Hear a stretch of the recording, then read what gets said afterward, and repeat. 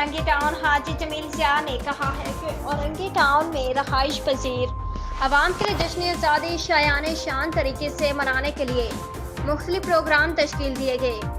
इन ख्यालात के इज़हार उन्होंने म्यूनसिपल कमिश्नर ज़फ़र इकबाल मुगल और PS 95 के जनरल सेक्रेटरी के हमरा जश्न आज़ादी के हवाले से किए जाने वाले इंतज़ामात का जायज़ा लेते हुए किया।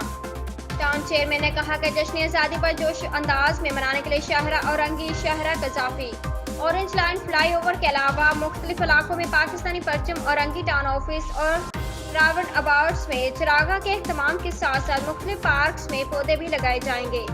जबकि 14 अगस्त अलग सुबह औरंगी टाउन ऑफिस में एक सादा मगर पुरवकार तकरीब का एहतमाम किया गया है, जिसमें परचम कुशाई के पास स्कूलों के तलबा तालिबात के अलावा मुख्तलिफ प्राइवेट स्कूलों की शिरकत करेंगे।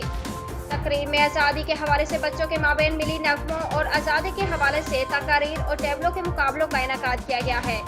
टाउन चेयरमैन ने गुफ्तगू करते हुए कहा कि आज़ादी अल्लाह ताला की जानिब से दी जाने वाली एक नेमत है जिसका हम जितना भी शुक्र अदा करें।